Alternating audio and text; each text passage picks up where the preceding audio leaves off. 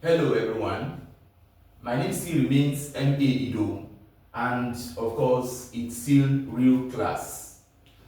Now we are dealing with The Breast of the Sea by Syl Cheney-Coker, a Sierra Leonean poet. Now, the poem talks about the several years of pains witnessed in Africa as a continent and the world at large. And this pain is tied to the sea, okay? And then by structure, the poem is made up of 20 lines and of course 3 stanzas. And we are going to look at the main points there in the poem. The violent part, of course, associated with the sea, which is of course slavery, environmental degradation, and of course destruction, if you want to put it that way. Now, let's look at the first one that says slavery.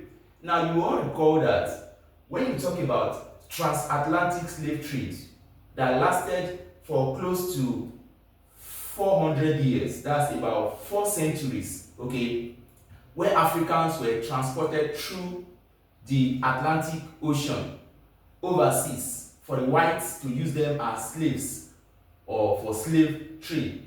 Now, this has to do with the pains that Africans have suffered occasioned by the sea itself. Had it been there was no sea, then the plights of Africans, occasioned by the coming of the whites to make Africans, serve as slaves to them, perhaps wouldn't have seen the light of the day. Then you talk about this slavery too associated with what? War, okay, and also environmental destruction.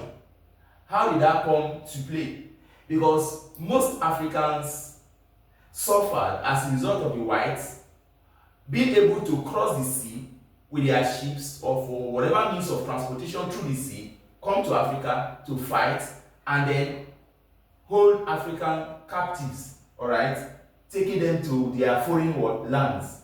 And then we also find this issue of struggling sea captured, created by human violence, thus the breast and of course anus. What does that suggest? What that means is that the breast of the sea represents the nurturing aspects of human lives created by the sea.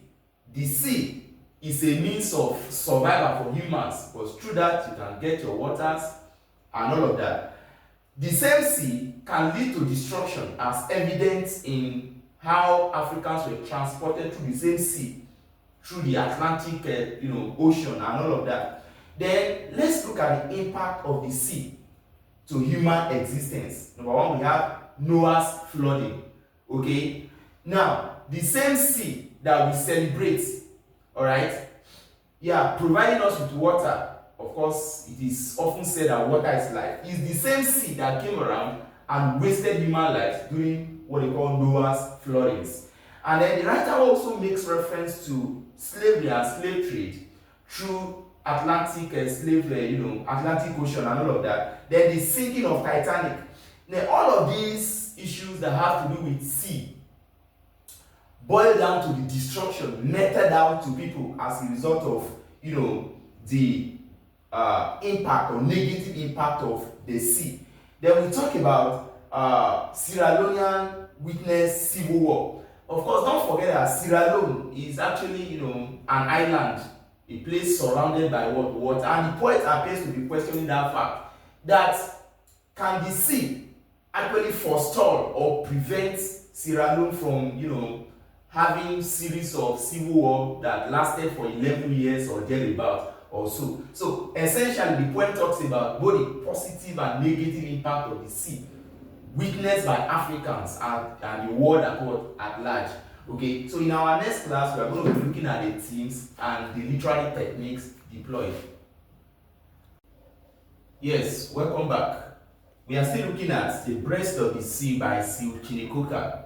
Alright, in our previous class, we had discussed the subject matter, which is of course the historical nature of the sea.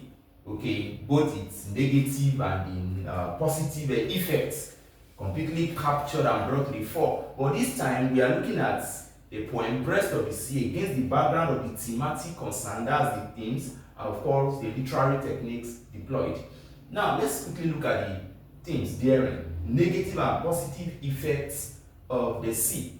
Okay, the breast of the sea itself, the breast of the sea symbolizes the positive effect that the sea has on human lives.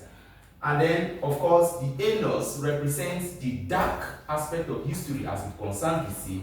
The Titanic, story, the sinking of the ship Titanic, and of course Noah's flooding and all of that, and transatlantic slave trade. These are the negative aspects of the sea. Now, the theme of historical experience, okay, yeah, that's allied to the negative and positive effects. Yes, so the negative effects of the sea can be, underscored in the areas of Noah's flooding, the sinking of the Titanic ship, and of course the transatlantic slave trade. Then the theme of pain, of course, many persons had undergone series of pains because of the dark moments created by the sea.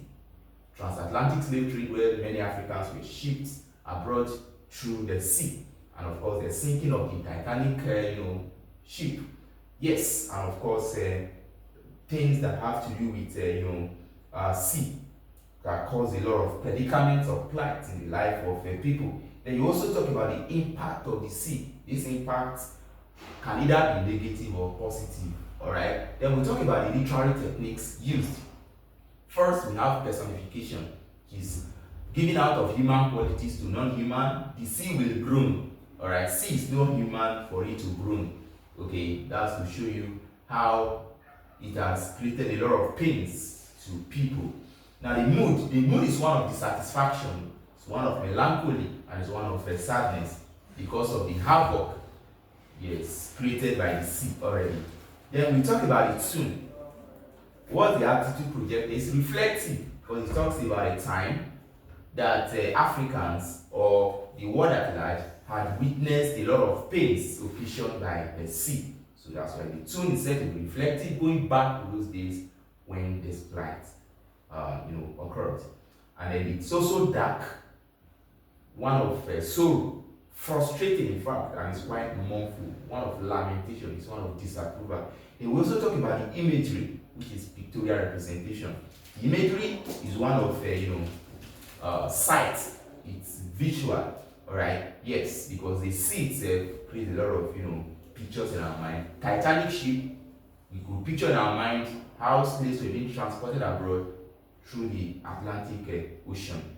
Yes, and then similarly, yes, we have a case of using like to show comparison there, a hand swimming like horrors of Red Sea. Of course, you are aware of the fact that anytime you use as or like to show any form of comparison, simile is undoubtedly captured in that sense. So in our next class, we're going to be looking at the poem titled Stone.